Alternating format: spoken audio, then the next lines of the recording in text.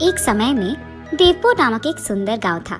उस गांव में अनसुया नामक एक औरत एक छोटे घर में रहती थी। उसका माधव कृष्णा और मनवित कृष्णा नामक 2 बेटे भी थे। वो दोनों बेटे अपनी माँ की बात हमेशा मानते थे।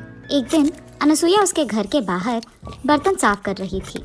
जोर की हवा आने के कारण उसके पड़ोसी घर से एक साड़ी उड़कर अनसुया के मुंह पे आती है।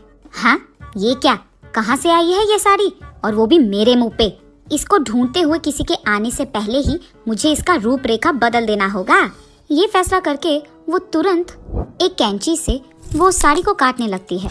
इतने में उसकी पड़ोसी सुजाता उसकी साड़ी लेने वहाँ आती है और अनसुया को उसकी साड़ी काटते हुए देख, अनसुया, ये मेरी नई साड़ी है। कोई जानबूझकर तुम्हारे घर में इसे नहीं डाला है। ये हवा की वजह से आ गया है। कृपा करके इसे काटो मत, मुझे दे दो मेरी साड़ी। जब तक मैं तुम्हारी साड़ी को टुकड़े टुकड़े ना कर दूं, तुम्हें समझ में नहीं आएगा कि गलती से भी तुम्हारी साड़ी को मेरे घर में नहीं आना है, समझे? ये कह के वो उसके फैसले के अनुसार ही उस साड़ी को टुकड़ों में काट कर ही उसके पड़ोसी सुजाता को देती है।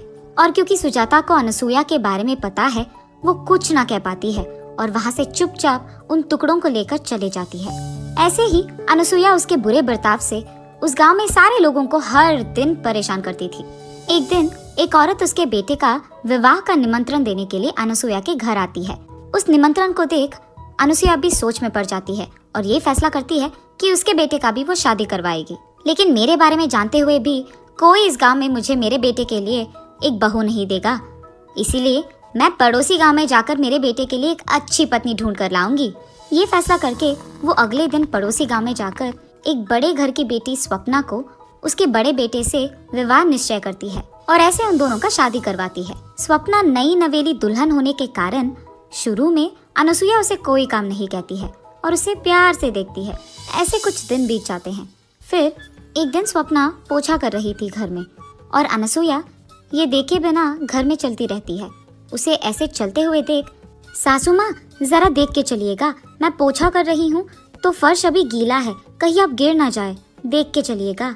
ये मेरी बहू की इतनी हिम्मत कि मुझे बता रही है क्या करूं क्या नहीं। अब तो मैं इसे सबक सिखाऊंगी। मैं वही चलूंगी जहां ये पोछा कर रही है, ताकि सारा दिन मैं इसे काम ही करवाऊं। ये फैसला करके अनसुया वही चलती रहती है जहां स्वप्ना पोछा मारने की कोशिश करती है। बार बार ऐसे करने के कारण स्वप्ना पोछा करना बंद करके अनसुया को बस देखती रहती है। क्या हुआ बहू, घर साफ करना छोड़कर तुम मुझे क्या घूर रही हो? चलो करो काम। ये कहकर वो अपने बहू के सिर पे एक जोर का धप्पा देती है, जिसके कारण उसकी बहू बकेट को टकराकर नीचे गिर जाती है। हा हा हा, तुमने तो कहा कि मैं फिसल के गिर जाऊंगी, मगर अब तुम ही गिर गई। ऐसे ही पड़ी रहोगी कि काम भी करोगी? चलो लग जाओ काम पर। ये कहकर वो हंसते हुए उसके कमरे में चले जाती है। चलो ये तो देखते हैं कि मेरे बहू ने घर साफ किया कि नहीं। बाहर जाकर देखने पर उसकी बहू वहाँ नहीं रहती है। ढूंढने पर उसकी बहू उसके कमरे में सोते हुए दिखती है। तब अनसुया वहाँ जाकर उसके कंबल को जोर से खींचती है, जिसके कारण उसकी बहू स्वप्ना नीचे गिर जाती है। हाँ, क्या हुआ सासू माँ? मैं सो रही थी और आपने मुझे नीचे गिरा दिया। तुम सो कैसे रही हो? तुमने क्या सोचा घर का काम हो गया? खाना कौन पकाएगा? जाकर खाना बनाओ। उसके ऐसे जोर से चिल्लाने के कारण स्वप्ना उठकर खाना बनाने में लग जाती है। ऐसे ही अनसुया हर रोज उसकी बहू स्वप्ना को कोई न कोई कारण लेकर उसे दुख पहुंचाती ही रहती थी और भला बुरा कहती थी। और दूसरी तरफ स्वप्ना उसकी सासू माँ को कुछ न कह पाने के कारण चुप ही रहती थी। ऐसे कुछ दिन बीत जाते हैं। एक दिन अनसुया उसके घर में टीवी देख रही थी और अचानक उसका छोटा बेटा शादी करके बहू को उसके साथ घर ले आता है। ये देख अनसुया चौंक जाती है। मनवित, मुझे तुमने एक भी बात बताए बिना शादी कर लिया? तुम क्या समझ रहे थे? माँ, आप मेरा यकीन कीजिए, अगर आपको पता चला कि मैंने ये शादी क्यों किया तो आप बहुत खुश होंगी। पहले हमें अंदर तो आने दो। उसके बेटे के ऐसे कहने के कारण वो उन दोनों को अंदर बुलाती है, लेकिन किसी से कुछ भी बात नहीं करती है और सिर्फ उसके कमरे में जाकर बैठ जाती है। ये सब देख मनवित उसके माँ के पास जाकर ऐसे कहता है, माँ, मेरी पत्नी प्रिया बहुत ही अमीर है, इसीलिए मैंने आपसे पूछे बिना शादी कर लिया। उसके माँ बाप के बाद वो सारा जायदाद हमारा ही होगा। क्या मेरी बहू अमीर है? अरे बेटा, तुमने ये बात पहले क्यों नहीं कहा? मैं सोच रही थी कि तुमने किसी ऐरे गैरे से शादी कर लिया। जैसे ही अनसुईया को पता चलता है कि उसकी छोटी बहू अमीर है, वो सारे काम उसकी बड़ी बहू से करवाते हुए उसकी छोटी बहू की बहुत अच्छी देखभाल करती है। एक दिन जब उसकी बड़ी बहू काम कर रही थी, अनसुईया उसके पास जाकर ऐसे कहती है, ए स्वप्ना, कितनी देर पकाओगी खाना ऐसे? मेरी छोटी बहू भूखी होगी शायद, मुझे जल्दी जाकर उसे खाना देना होगा, जल्दी करो। ऐसे कहती ही रहती है कि वहाँ से गुजरते हुए प्रिया को ये सारी बातें सुनाई देती है। फिर प्रिया उसके मन में ऐसे सोचती है, हाँ, तो इसीलिए मेरी सासू माँ मेरी इतनी अच्छी ख्याल रखती है, क्योंकि मैं अमीर हूँ, वरना मुझे भी उसकी बड़ी बहू की तरह सारे काम करवाते हुए दुख पहुँचाती थी। ये सोचकर वो उसके कमरे में चले जाती है। जब सासू माँ प्रिया के कमरे में जाकर उसे खाना देती है, तब प्रिया खाना खाते हुए ऐसे कहती है, सासू माँ, ये सारे व्यंजन ना बहुत ही स्वादिष्ट है। हाँ बेटी, ये सारे व्यंजन ना मैं ही करती हूँ हर रोज। इस घर में सालों से खाना मैं ही पका रही हूँ। मेरे दोनों बेटों को भी मेरे हाथ का खाना ही बहुत पसंद है। तुम्हें जब भी कुछ चाहिए ना, बस मुझे एक आवाज दो, मैं तुम्हारे लिए वो बना दूंगी। हाँ, मेरी सासू माँ को पता नहीं है कि मुझे पता है कि वो झूठ कह रही है। मैंने तो उनका असली स्वरूप देख लिया। अब देखो मैं उन्हें कैसे दौड़ाऊंगी। ऐसा कुछ करूंगी कि इनको आराम करने का 1 मिनट का वक्त भी ना मिले। ये फैसला करके वो अगले दिन उसकी सास के पास जाकर ऐसे कहती है, सासू माँ, आज मुझे गरम गरम वड़ा खाने का मन कर रहा है, आप मेरे लिए बनाएंगे? मैं भी आपके पास खड़े होकर सीखूंगी कि कैसे बनाते हैं। अरे रे, अब तो मैं अपनी बड़े बहू से भी ये बनवा नहीं पाऊंगी, क्योंकि ये लड़की तो मेरे बगल में खड़े रहना चाहती है जब मैं वड़ा बनाऊंगी। अब तो मुझे खुद से ही करना होगा। और ऐसे वो खुद प्रिया के लिए वड़ा बनाने लगती है। सासू माँ, सिर्फ वड़ा नहीं, उसके साथ खाने के लिए एक मांस का भी व्यंजन बनाइए ना। ऐसे प्रिया तब से हर दिन कोई ना कोई काम उसके सासू माँ से करवाती रहती है। ऐसे ही एक दिन प्रिया उसके सासू माँ से पकौड़ी बनवाती है और अनसुईया उसके बहू के लिए पकौड़ी बनाते हुए उससे ऐसे कहती, बेटी, तुम्हारा पति ना इसी गांव में कोई अच्छा व्यापार करना चाहता है, इसीलिए तुम एक काम करो, अपने घर जाके कुछ निवेश के पैसे लेके आना बेटा, तभी तुम्हारा पति कुछ कर पाएगा। सासू माँ, आपको अभी भी शर्म नहीं आया? मैं जानबूझकर आपसे ये सब काम करवा रही हूँ और फिर भी आप मुझसे कह रहे हो कि मैं पैसे लाऊं? आपको क्या लगा कि मैं आपके बड़ी बहू की तरह आप जो भी कहे मान लूंगी? नहीं होगा। क्या तुम ये सब जानबूझकर कर रही थी? अब देखो तुम्हारा मैं क्या हाल करूंगी। मैं तुम्हारे मायके से पैसे हासिल करके ही रहूंगी। ये फैसला करके वो रोते हुए उसके छोटे बेटे के पास जाकर जो भी हुआ बोलती है, माँ, आप फिक्र मत कीजिए, आप जैसे सोच रही हैं वैसे ही होगा। मेरी पत्नी आपकी सारी बात मानेगी और मैं कैसे पैसे ला कर ही रहेगी। ये कहकर वो उसके पत्नी के पास जाकर ऐसे कहता है, प्रिया, अब से तुम माँ के कहे सारे काम करोगी और उनके खिलाफ बात नहीं करोगी और अपने मैके जाकर पैसे भी ला कर दोगी, वरना मेरी माँ तुम्हें इस घर से बाहर भेज देगी। उसके पति के ऐसे कहने के कारण वो उस दिन से उसके घर में सारे काम करती है। ऐसे कुछ दिन बीत जाते हैं।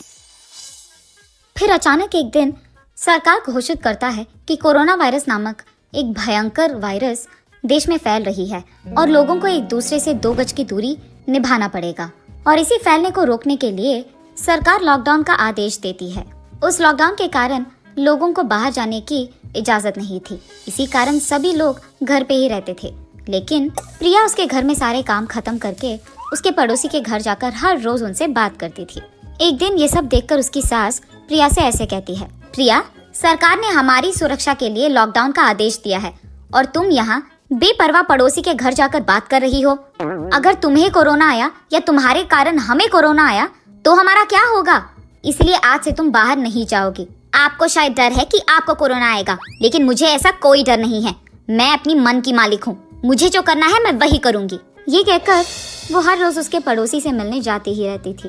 उसके पड़ोसी के घर में किसी को कोरोना आने के कारण वो प्रिया को भी फैलता है और क्योंकि प्रिया को ये नहीं पता था, उसे बुखार और सर्दी आने के कारण वो डॉक्टर के पास जाकर उसका जांच करवाती है। फिर डॉक्टर उससे कहता है कि उसे कोरोना वायरस आया है और इसे घर पे रहकर अच्छी खाना खाकर दवाइयाँ लेकर उसका ख्याल रखना होगा। प्रिया डर के कारण भला बुरा सोचने लगती है, ये सब मेरी सास के वजह से हुई है। अगर वो नहीं कहती कि मुझे कोरोना आएगा तो शायद ये नहीं होता। अब क्योंकि उसके कारण मुझे आया है, मैं ये देखूंगी कि मेरे कारण उसे भी आएगा। कम से कम तब वो चुप रहेगी और मुझे ये सब काम कहना छोड़ देगी। ये फैसला करके वो उसके घर वापस जाकर उसके ही हाथों से कॉफी बनाकर उसके सास को देती है और इसी कारण अनुसुईया को भी कुछ ही दिनों में कोरोना वायरस आ जाता है। हा, सासू माँ, मुझे पता था कि आपको कोरोना आएगा। आप इतने बार कह रहे थे कि मुझे कोरोना आ जाएगा कि मेरे को आ गया, इसलिए मैंने अपने हाथों से कॉफी बनाकर आपको दिया ताकि आपको भी कोरोना आए। अब मुझे बहुत खुशी है। क्या? मैंने तो तुम्हारे भले के लिए कहा था कि तुम्हें कोरोना आएगा, लेकिन तुम इस हद तक गिर गई कि तुमने मुझे कोरोना जानबूझकर दिया। तुम कैसे औरत हो? उसके सास के ऐसे कहने के बावजूद वो उसके मायके चले जाती है, लेकिन जब उसके माँ बाप को पता चलता है कि प्रिया को कोरोना आया है तो वो उसे अंदर आने नहीं देते हैं, जिसके कारण उसे वापस उसके ससुराल ही जाना पड़ा। यहाँ स्वप्ना उसके सासू माँ को और प्रिया को कोरोना आने के कारण उनकी सेवा करते हुए, उनके लिए खाना बनाते हुए, उनको दवाइयाँ देते हुए उनकी बहुत अच्छी ख्याल रखती है। कुछ दिन बाद अनुसुईया और प्रिया को कोरोना कम हो जाता है और ऐसे कुछ दिन बीत जाते हैं। फिर एक दिन अचानक टीवी में ऐसी खबर आता है कि कोरोना का दूसरा वेव शुरू हुआ है। ये देख अनुसुईया तुरंत सोचती है कि उसे ये बात उसके दोनों बहू से कहना है।